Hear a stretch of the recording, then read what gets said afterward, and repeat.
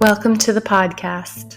This is a space where we tap into our truth, our essence, where we go to the depths within to seek our wounding and find a way to transmute it. These conversations will not only set ourselves up for amazing changes within our lives, but will also allow us to hold space for those around us. I believe that through these conversations, we will start to heal the feminine and tap into our divine essence. And then we will be able to hold space for the divine masculine, calling them up to a greater version of themselves. Let's dive in. Hello, beautiful souls. I have so much to share with you today. The last couple of days, well, not even the last couple of days, but I really noticed yesterday, there is this fire, this energy, this very strong sexual energy, very like Kundalini energy that is coming online for me. And I was reflecting on a conversation I had last night with someone and just thinking about, the energy of the day and like what has all been coming through. And that really spawned what I want to talk to you about today. Actually, I'm going to be recording 2 podcasts today for sure. The first thing that I want to talk to you about is just what all of this has looked like for me over time, how this has even come into being, and why I believe this is even available to me right now. So, the person I was talking to last night, actually a little while ago, not in the conversation last night, but previously, had said to me, like, what do you hope to like accomplish with all of this that you're doing? Like, what's the goal? And I was like, that's such an interesting question because I don't feel that way at all. And so what I mean is like when I have been the initiation for the big like portals of transformation or big pieces of calibration or medicine work that I have done has not come from my mind or like a linear way of thinking. These have not been like intellectual decisions. So my approach has never been like, there has never been like a goal, like a set out specific goal of what I want to achieve or where I want to get to or what I'm trying to attain through these experiences. In fact, the way that these experiences have presented themselves have all been very different and have all been very body led. So my very first ayahuasca experience, which was March 2023, before that experience, I think it was like October or November 2021, when I was on Instagram, just like thumbing through Instagram, regular day. And I came across one of the women that I follow. Her handle on Instagram is I am Taylor Simpson. And she was going live on her stories, or like she was on her stories talking about an ayahuasca retreat that she was doing like in that moment in real time in Costa Rica. And watching her stories, my body literally gave me a resounding yes. Like I have my human design, I'm a 4/6 manifesting generator with a sacral authority. So I have a gut response, and your authority is how you're meant to make decisions. Mine's all through my gut, and my body very much shows me different ways that yeses and nos come through. And the yes that came through on this particular day was undeniably a yes.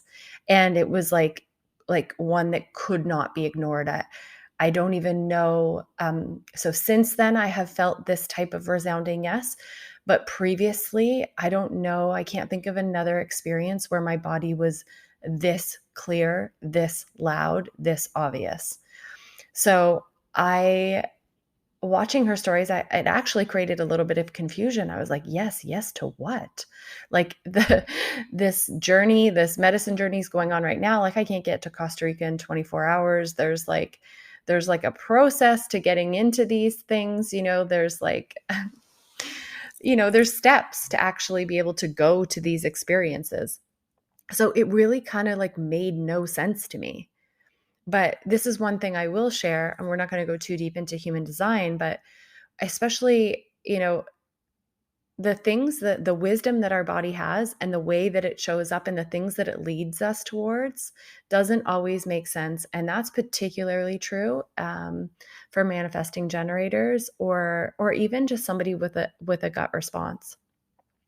So, anyways, as the week goes on, I'm watching more of her stories, and every time she comes on, my body again, same thing. Yes, yes, yes, yes, yes.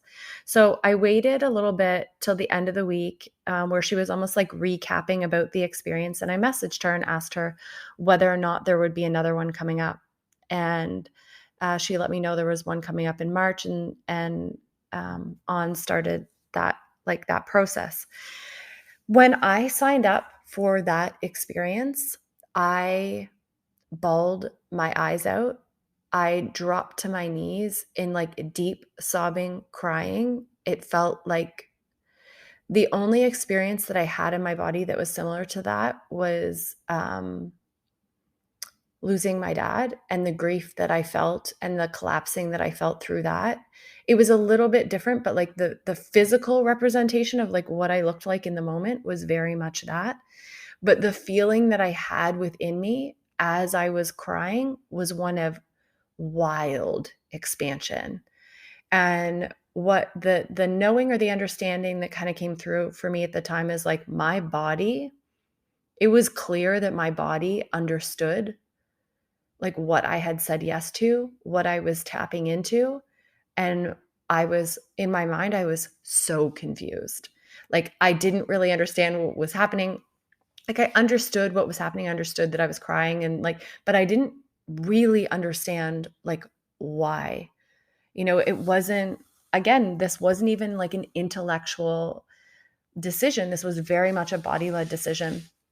Then after that, I was invited to go to North Carolina for an ayahuasca journey in June. And that ended up panning out I went to go see a friend in Arizona first, and we did a Cambo session, one single Cambo session with a shaman. And Cambo is, for me, it's just a very deep body experience. It's full of peptides. It helps clear your body out, get things back into homeostasis. It can be very deeply healing, and it felt very good to do prior to that ayahuasca experience. Again, the Cambo felt like a yes. The North Carolina ayahuasca experience felt like a yes. Not as big and as resounding, but they felt like a yes, and those were both beautiful experiences that I was invited into. Those were both instances where I was invited, my body responded with that resounding yes, and that was perfect. Then not too long ago, in September. In September of 2023, earlier in September, I was actually like in the shower. And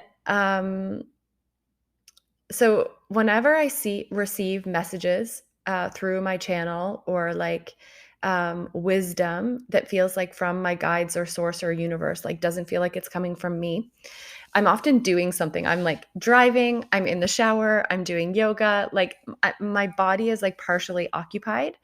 And for some reason that just kind of like opens me up. So this particular time I was in the shower, and I was guided back to like, somebody to work with again, to work with on meditations, a guide to tap into.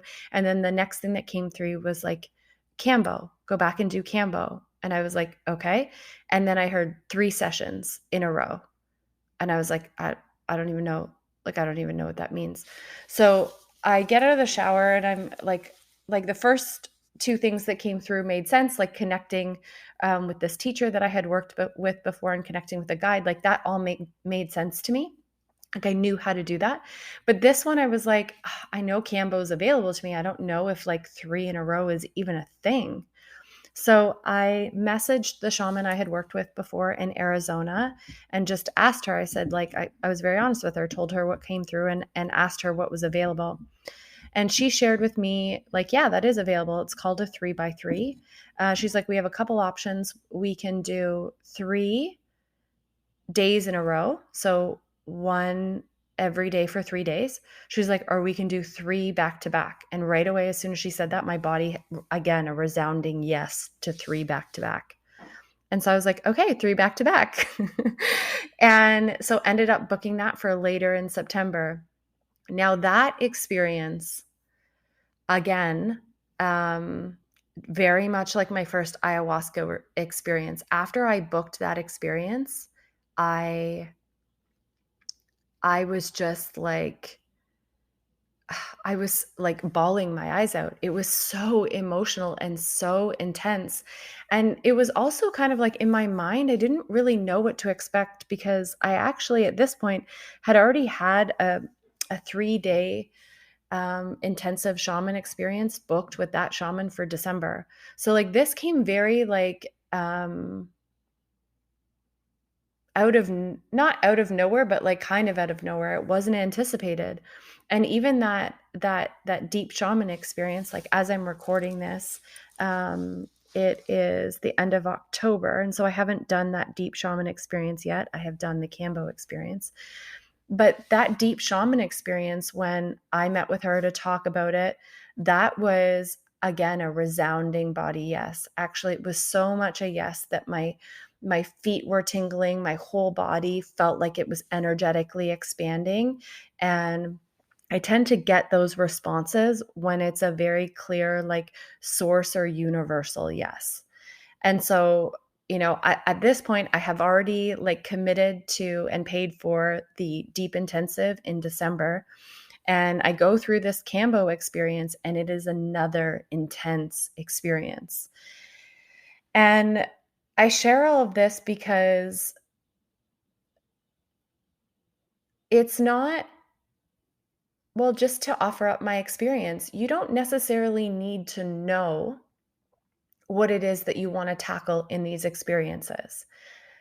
By allowing my body, our body has an innate wisdom, and I'm shown and reinforced this over and over again in my life. There's so much evidence for my body knowing things my mind cannot possibly comprehend.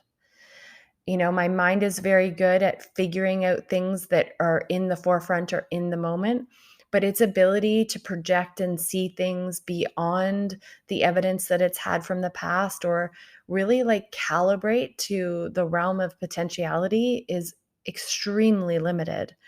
And so tapping into my body has really allowed me to expand into experiences and offerings and what feels like magic in my life that I don't believe would be otherwise available if I only just operated from my mind. So each one of these experiences, while they weren't like that, I didn't set out to achieve any one thing in them. I kept my field and my body and my being very open to whatever was going to come through. And what I have realized now in hindsight at this point in my journey is that it very much is a layering or an unlayering, an unbecoming of all of the conditioning and the things that have been sort of piled on top over the years. And I think what has, in my view of it now, the reason that all of this energy has been able to come online is because of that releasing, is because of that unraveling, unbecoming, releasing the stories, the feelings, the trauma, the grief, the sadness, the feeling unsafe, feeling insecure, feeling like, you know, somebody else might not have my best interest at heart. Like, all of these things that were being held in my body have been removed over time. through the individual ceremonial spaces, but then also through the integration and the work that I've had to do on the other side of them. And so I don't think it's like I didn't tap into any of this thinking, this was going to be the outcome, or this is how it was going to look, or this is my goal, or this is my achievement. Like this is where I want to get. Like no particular like arrival or one thing that I had in mind, but keeping my field open, being willing to not only like hear the call and accept that my body has wisdom that my mind cannot understand, but answering the call, having the financial freedom, the bravery, the trust to make these leaps when they are presented to me. And this has not been like all at once. This has been a little bit of a slow burn, but it definitely is accelerating as time goes on. As I think back, there were some big things in kind of like in June and July, where I really just like jumped in with intuitive knowing and intuitive feeling and messages that were coming through, and made some big leaps, decisions about what I wanted to do for my birthday, concert tickets, buying a vehicle when I already had one. There were some really cool things that happened there, and that expansion continues to grow. So what I want to offer to you today is like, if you don't know exactly what it is that you want to achieve within yourself, if you know that there are things that aren't working for you, or you just feel this call or this connection in your body to an experience, now it can be like a mentor, a teacher, an experience, whatever it is, if you're feeling drawn to it, called to it, or it's pulling you, based on what your human design is, that might be how you feel. Whether or not that decision is right for you is going to depend on your authority. But if you are feeling that pull and that call, and you're like, but I don't get it, I don't understand, I don't know what's available for me here, my offering to you is to use me as evidence that the not knowing doesn't mean that it's not going to be the perfect opportunity. In fact, now, when these situations come up and there is this offering of like, oh my God, this makes no sense. That is normally like when I hear my mind saying like, this makes no sense, then I am reminded of like, this could be the most epic thing I do. Because that has been my experience. When I leap, when I trust, even though I cannot see what is available for me, that is when things are opened up to me that are beyond my imagination, beyond my expectation, are just life-changing, absolutely life-changing. So that's that. I have much more to say about another part of this and all the clearing that comes from plant medicine and allowing ourselves to step into this new version of self when it does come through. And so I will be recording that in a moment, and I will be seeing you soon on the internet. Ciao.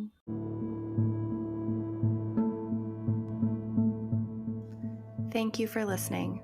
It is my absolute honor, pleasure to hold these conversations, to have a space for these transmissions to come through.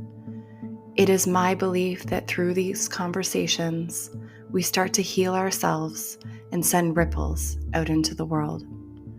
I know you are ready for this. I know the world is ready for this. If you are already thinking of someone else who needs to hear this podcast, I would be absolutely honored for you to share it. And if we're not already friends on Instagram, please come find me at Exponential Alchemy. I will see you soon.